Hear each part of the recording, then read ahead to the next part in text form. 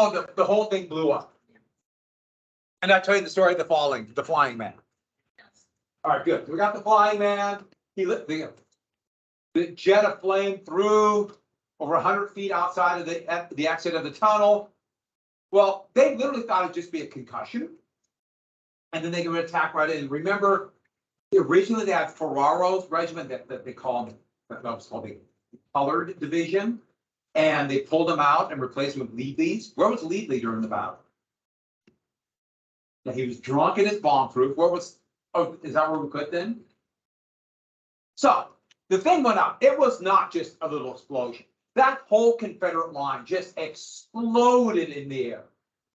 And so what was left was a 150-foot long, 50-foot deep crater. This massive crater.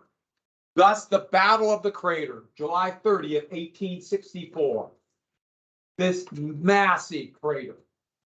And it blew everybody away. Not just, and that's no pun intended on that one. I get partial fun. But unbelievable explosion. Now, Leadley's men had no idea that was going to be. They thought they were going to charge the lines. So they were shocked. I mean, literally got concussed from the shockwave. They kind of stumbled up. Remember, they were laying in no man's land. They got up and started walking towards the edge of this massive pit. Now, they should have done this, go around the pit. But they just didn't know what to do. They knew they were supposed to attack at that spot. So they went in. Thousands of them went into this massive pit. Soon they're shoulder to shoulder in this pit. And they went to the other end of it, and the walls were sheer, and they're trying to climb out. They couldn't come out of it. Well, Ferraro's men, this was that they called Colored Division. They were going to attack in that same spot. They were going to follow up the attack. They went charging, but they saw the crater and did the same thing. They went into it too. Now you might think, what about General Ferraro, their commander? Anybody want to guess where Ferraro was at? The very same bomb-proof as Leadley. He was a member of, what is it? What are people who want to curtail or limit alcohol, drinking alcohol? Say it again? Yeah, the temperance movement. He was a leader of the temperance movement. He was trying to explain to Leadley the evils of drink while Leadley's drunk out of his mind. And that's their debate. Anybody want to guess what two generals are going to be court-martialed after this battle? Well, they went charging into the crater. And so a golden opportunity is being lost. The Confederates began to wake up, I mean, literally wake up. And they went to the edge of the crater. They started tipping cannon up into the crater and firing into the middle of the crater. A golden opportunity there was lost. Another 7,000 Union casualties killed, wounded, and missing. The Confederates just dug a trench around it, and the crater is still there. It's not near as deep as it was. Years ago, they used to let tourists go into the crater. Now they won't because it's eroding so fast. But it's still there. And for the rest of the Battle of Petersburg, you can imagine what Confederate soldiers would be doing. Ear to the ground, listening to digging. When we get to World War I, there's going to be all kinds of tunnels between the trenches. And they literally have it's in tunnels under the trenches, under no man's land. So this would not be the only time. The crater, a golden opportunity lost.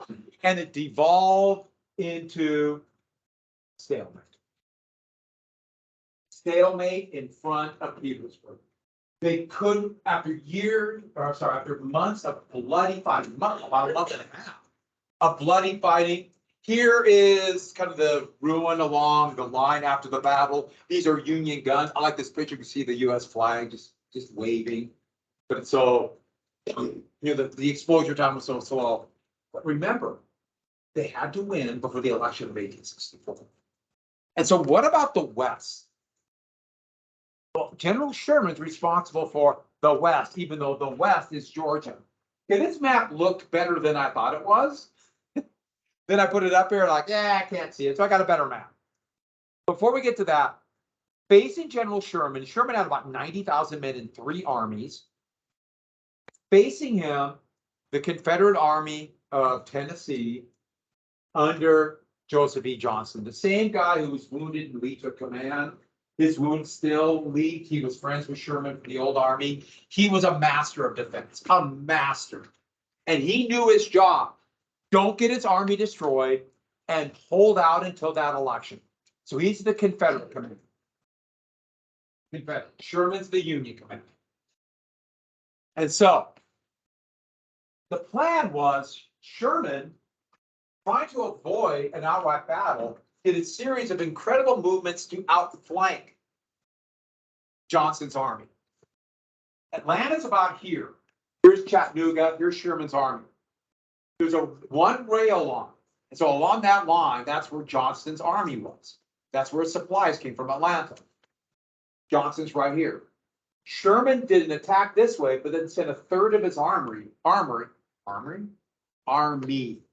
to cut off Johnston's supply line.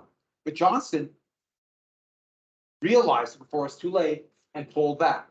Sherman did it 4 times, and Johnston was able to pull back. There'd be one fight at Kennesaw Mountain, but for the most part, it was not near as bloody as those battles in front of Richmond. Yeah.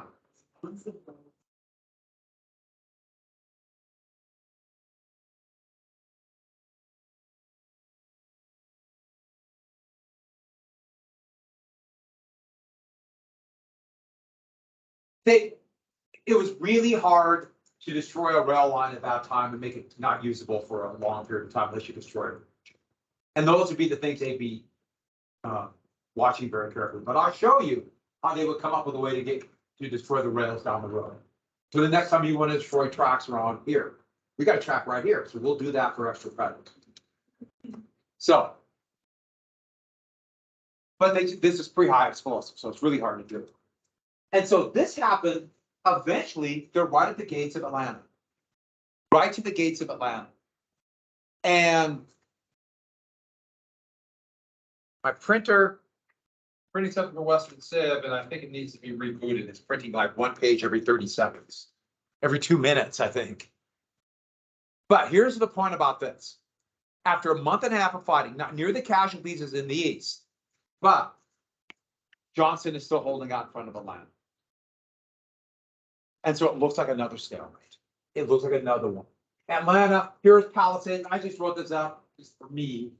Here's Palisades, those of Cheval de Free out in front. Atlanta, slaves had dug a formidable defensive line outside of Atlanta. The point is, Atlanta looked as heavily defended as Petersburg. And so going into July, it looked like stalemate there too. Yeah, sure. Sherman pushed him back over 100 miles, but didn't take Atlanta. Johnston is barely holding out, but he's holding out. Lee is barely holding out, but he's holding out. And the election is coming. And this picture, right after the battle of Antietam, when Lincoln went down there to beg McClellan to move, would be a little foreshadowing. Lincoln would fire him soon afterwards, but McClellan would eventually get the Democratic nomination, which we'll get to in just a second. Yes, Lincoln was almost a foot taller. And so, everyone knew this election is about the war, winning the war or suing for peace. So the Republicans changed tactics a little bit. They got rid of Hannibal Hamlin as vice president, and for one election, just one election, they made a political party called the Union Party. Lincoln was a Republican. He would run for re-election, but they would choose a Democrat, a war Democrat, somebody who wants to finish the war for the United States. Andrew Johnson, right here, who looks like an angry toad, I know, but Andrew Johnson. And he was a Democrat who wants to win the war, and so they could say Democrats and Republicans came together to win. But not only that, he was a Southerner. He was from Tennessee. He was a Democrat who came from maybe the most humble starts of any American president, literally with nothing, went up as a tailor, and eventually became congressman, senator, and then the military governor of Tennessee. He remained loyal to the Union, so they could say, here's a Southerner, here's a Southern Democrat, dropping the political fights and joining together for Union. They basically disagreed about everything, but he's a vice president. You don't have to worry too much about that. What do vice presidents do?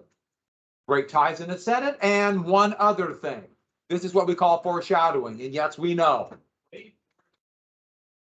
Yes. And so this is what we call unfortunate foreshadowing. But this is for one election. Lincoln is a Republican. Johnson is a Democrat. And the Democrats wanted to grab onto the war hero, thinking the army, and they did, still love McClellan, even those who weren't in the army at that time, just remembered McClellan as organizing the army. He would be the Democratic nominee. And he pledged to end the war. I mean, pledged to win the war. I'm sorry. He said, I will not let the soldiers I led down. But everybody knew a vote for McClellan was a vote to end the war. Everybody knew it. And McClellan knew. There's no way McClellan could be elected president and keep going with the war. And so that means the South would win. I don't know what would come out of it. Who would know? And so by August of 1864, it really looks like we're going to have President McClellan. Stalemate, the war is not going to end. It looks bad. It looks really bad for the United States. Here's a pro-Lincoln cartoon. I really like this one. So here, a vote for McClellan. That's Jefferson Davis shaking hands, and look what's in back, a slave auction. Union and slavery. But a vote for Lincoln. Lincoln and liberty. Now that's shaking hands with a working man. They always put working people in paper hats then, as I mentioned before. But this is such an important thing because it shows how much the country has changed in less than 4 years. What's this? And who's going to this school? It's integrated. Yes. That's a big change. Most Republicans who didn't like slavery, they were free soilers, but they weren't abolitionists. And if they thought slavery would go away, the thought was free slaves, send them to Africa. And now we're talking immigration. What a dramatic shift in 3 years. That's why the Gettysburg Address would really kind of symbolize that. Yeah. Was there integration for the short period of time? Yeah. Not quite what you would think, but there was an attempt. Reconstruction really was a noble attempt to bring it. It created what we consider our country today would be Reconstruction. But it would be forgotten for a long time. We will come back to that, obviously. And so, with that, here is a McClellan poster, because everybody knew the continued stalemate meant McClellan's victory. Now, this poster tries to show McClellan bringing the country together.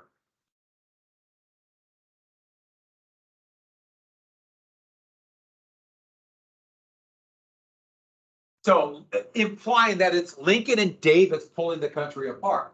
Now, this is totally wrong. Lincoln did not pull the country apart. It's implying that he is an equal partner to those who tried to destroy the Union in the South. But it tries to fit that he will be the one to bring things together. He knows what the real issue is. In fact, by early in the 4th week of August of 1864, Lincoln sat in his desk and he wrote a letter to McClellan. And it was basically congratulating him for his victory. And he was going to put this letter away till after the election because he assumed it's over. And the United States is done. And it's going to congratulate McClellan. And then he wrote down that we must, him and McClellan, must do whatever it takes. And I will help you to try to win the war before you're inaugurated. Because once you're inaugurated, we both know you have to end the fight. That shows you how desperate Lincoln was. The assumption was the war was over. And he put that letter away and just assumed, in fact, he went to a dark depression. That's nothing but high casualties and state. Who is going to save? Yes. John D. Calhoun. Calhoun. Does anyone think it's Calhoun? Huh? The Go to Liberty is a good shot. I don't have a picture of the Go to Liberty, but I got bad news for those of you who thought it could be Calhoun. Are you ready? He's dead. That's his grave. Who else might? No, I just thought it when it came up. Good guess, but no. Very good guess. Could it be Raoul C. Calhoun? He's made up. He's not a real person. It's the most obvious person. Jefferson Davis. Jefferson Davis? I mean, he's the president of what? Davis hated Joseph E. Johnston. Thought he wasn't fighting enough. Thought he was not aggressive enough. And so, with Dick Johnston, who saved his army, all he had to do was hold out for 2 more months, saved his army. He fires Johnston and replaces him with John Bell Hood, a hard fighter from Texas. And if he looks gaunt and sad and there, that's after losing a leg and use of his arm. Yeah. He would, yeah, John Bell Hood. Hood only knew one thing: attack, attack, attack, attack, and then attack. Then when in doubt, attack. I guess that's a lot of things involved in attacking. General Lee said, don't leave, but Lee's only commanded the army in Northern Virginia, but Lee told Davis, he's a hard fighter, but he's not fit to be commanded. Hood didn't want the command, but Johnston sent them there. And Hood did the only thing Hood knew what to do: attack with his outnumbered forces. He attacked Sherman's army, 2 big battles on both sides of Atlanta. One was kind of a close run thing, but destroyed his army, and he had to pull out. He had to evacuate Atlanta. And the night of September 1st and 2nd, Sherman's army occupied Atlanta. It took him about 2 weeks, just 2 weeks. So Lincoln had already wrote the letter, or Lincoln wrote the letter, was convinced it's over, and then everything changed. When Hood evacuated Atlanta, he was trying to burn down some of Atlanta, or burn down some of the supplies he couldn't take with, and caught much of Atlanta on fire, of course, and then pulled out. Overnight, it was like, oh, we got a shot. And Sherman entered Atlanta, and then Mobile, Alabama fell to the U.S. Navy the next month. The last important harbor, or port city, right here in the Confederacy. They'd been blockading it. They tried to take it earlier in 1864 and failed miserably. But now the high seas fleet, or the saltwater fleet, and that's Admiral Farragut, the same admiral who took New Orleans. Now he's 64 years old. He had vertigo, and he would lose his balance, and he did not want to fall in the battle because the Confederates had gunboats. It's hard to see, but his flagship, the Harper, was about 6 feet from the Confederate boat, blazing away at each other for a while. He had himself lashed, tied to the riggings. So he was tied, his hand and his leg like this. So he would not fall during the battle. So he would show his courage for the rest of the night. That's kind of fanatical courage, because that's how close the Confederates were. When Union guns sailed in, or Union boats, the Confederates, who had been using this for a couple years, had a number of these undersea mines. They called these mines, anyone know what they called the mines then? It's a term for exploding underneath the water, destroys the hull, so when it sinks, the ship goes down fast. They weren't called mines yet, even though they would be in the next century. They called them torpedoes. Now, torpedoes are a weapon that ships fire, but they had a little electrical charge. They kind of have this little crank to crank up a little bit of static electricity, go through a wire. It sometimes worked. They worked about 25% of the time, but it blew up one of the Union ships when they attacked Mobile. And the captains of the various boats did a full stop because they're worried about this. They're worried about their ships sinking. Farragut was furious. Go! And so Farragut would send out the order. They'd be set on flags. Anybody know the order he gave? Damn the torpedoes. Full speed ahead. They got through them and took Atlanta, or took Mobile. There's them getting by the Confederate fort, sinking the Tennessee, one of the ships the Confederates had made to try to stop it. And when Mobile fell, it changed everything. If Mobile, and especially Atlanta, could fall, the war's almost over. Overnight, it goes from no chance to win to a major chance to win.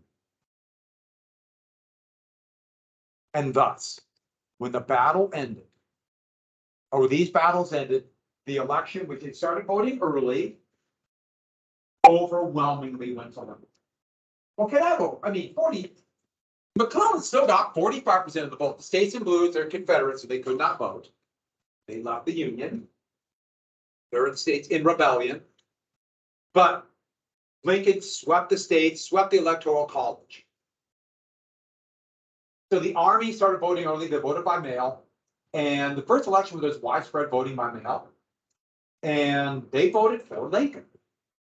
Even though McClellan was still popular, it was Lincoln who's going to win the war. Finish this thing.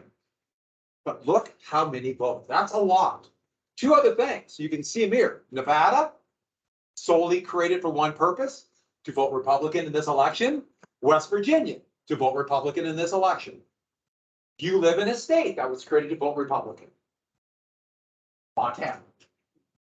That was done in 1889. They wanted 2 Republican senators that are voting. Didn't quite happen for a long time. Now Montana is very Republican. Same thing with the Dakotas, Wyoming, Idaho, all created for Republicans. Even though, I mean, why does anyone need 2 Dakotas? Have you thought about it? Who's with me on that? So I love this one. I love this cartoon from Harper's, showing him now as extra tall after winning the election. And Lincoln, I would say he was not popular, but he was going to win the war for the United States. And this is his basically votes. And he got the army. And so now the United States has voted, we're going to win this war. And the Confederacy has no chance. But of course, they're not going to quit. They're not going to quit fighting, even though it's over. The saddest thing is sometimes some of the worst killing, bloodshed, and atrocities will happen after the wars, basically. And so with that, here's General Hood. He pulled out of Atlanta. He didn't know what to do. He's down to about 30,000 men. And he's got a few recruits, but they're out of men. And so he decided to invade into Tennessee to cut off Sherman's supply line, because Sherman's in Atlanta. And after a series of horrifically bloody battles, he finally got to the most important city, Nashville, and tried to take Nashville and would be totally and decisively destroyed at the Battle of Nashville. General George Thomas, the Rock of Chickamauga, a Union victory. The Confederates under General Hood. His army, the Confederate Army of the West, was forever destroyed. This was one of the most decisive military victories in American history. General Thomas. And with this, a massive victory.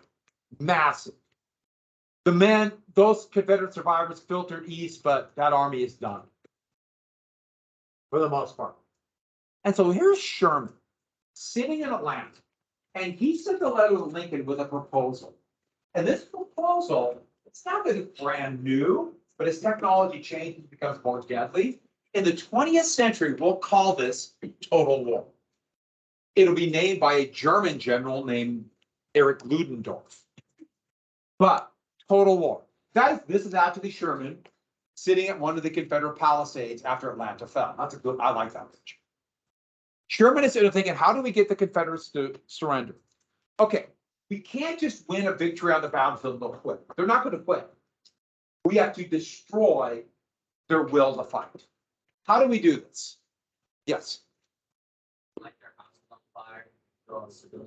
We're coming to that. Even though they didn't necessarily kill civilians, but they made them suffer.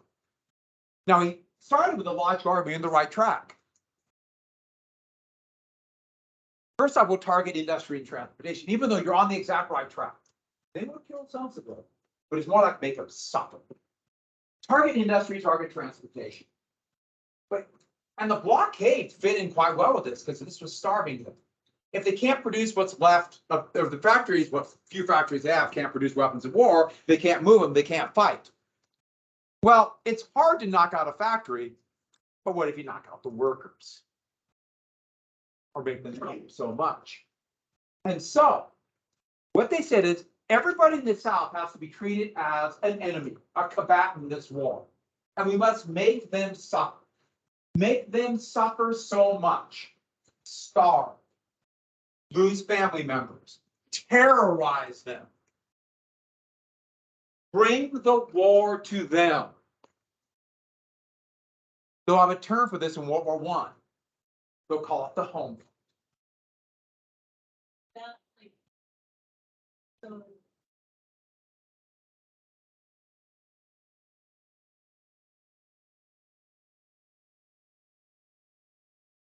Sure, yeah.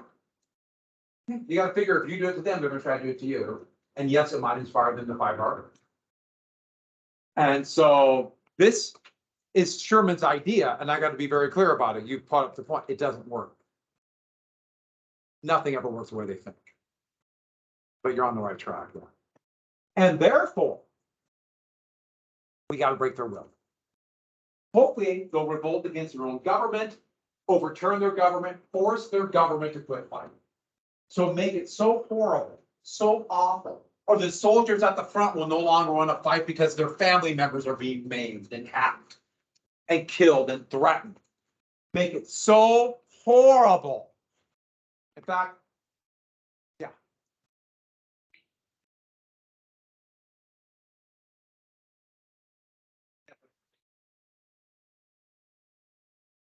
It's a double-edged sword. And Sherman is thinking we're gonna make it so horrible. And yeah, want to inspire revenge. And looking ahead in the story, that's kind of what's gonna happen in World War II. Germany's gonna try to do that against Britain with what's called the Blitz. And Britain will respond 1,000-fold to Germany. And so, this is what Sherman is saying.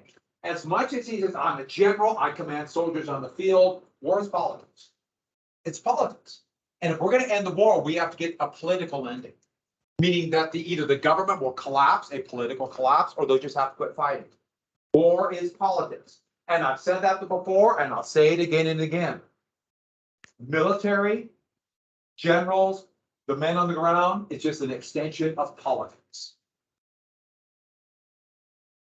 And so what they're talking about here is attrition on a grand scale. We make the entire South suffer. Now, the issue is, in 1864, the blockade could starve them. Wherever Union armies could go, they could wreak havoc. But it's limited on what they could do.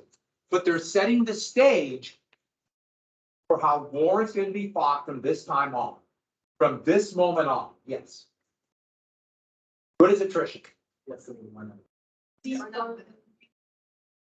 yeah, kill so many of the enemy so they can't fight anymore. So now we're going to take it to civilians' homes. We're going to make them suffer and starve so much. And this is the way wars are fought to this day. And don't forget, if you do it to them, they're going to try to do it to you. And this is the way war is fought.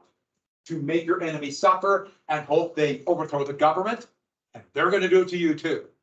And you got to be able to have the will to stand up to what they're going to do and do it to them. So in World War I, we're going to do a purposeful starvation blockade, the Allies will.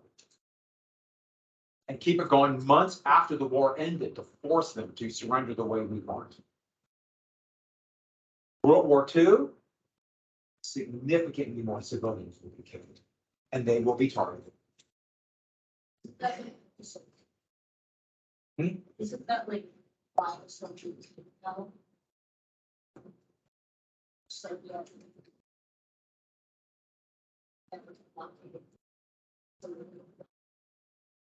So in 1989 or 1991? No. That was the previous one. Soviet Union didn't. Are you thinking Russia? Yeah. That was, yeah, Russia in 1970. Yeah. Yeah, so. It did happen. It did happen. And World War I, yeah. And in World War II, I mean, the United States would target civilians and kill civilians. One night, March 9th and 10th, 1945, U.S. bombers firebombed Tokyo and killed 120,000 men, women, and children. And then firebombed every other town in Japan. Except for one place.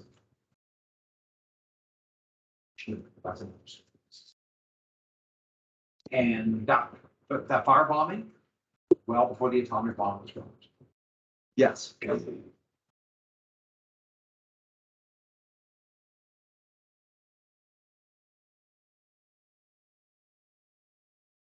A lot of it, all our chips come from Taiwan, which is another factor in that war too. And so with this is going to be the most horrible thing ever created by humankind. The most horrible thing I can think of. It's that bad. We'll get to World War II and you'll see what that's going to lead to. Germany, worried about revolt and internal enemy, will begin something called the final solution because of this. Total war. And so with that, so what Sherman's going to do is he's going to be called the March to the Sea. And they're going to spread their forces out. Basically at 60,000 men, abandon their supply lines, burn down the rest of Atlanta, finish the job, and then cut a 60 to 80 mile swath from Atlanta to Savannah, destroying rail lines, destroying buildings, anything that could be used by the war effort. Live off the land. And anything that's edible they can't carry with them, they burn or kill and move on. The March to the Sea. And the big thing about this is it's a message to the rest of the Confederacy. If you resist, here we come. Sherman is on his way. So that's Atlanta when they left. They burnt down so many buildings that the standing chimneys would be called Sherman's tombstones. To get rid of railroads, they would stack rails on ties. Light these ties on fire. Like that. So they're red hot in the middle and then bend them around a pole. Now they can't use that.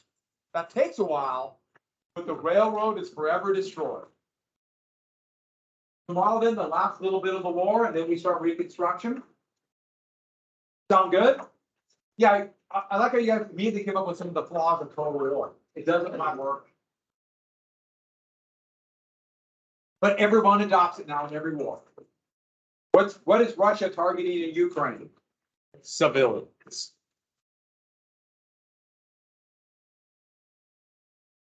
Hi.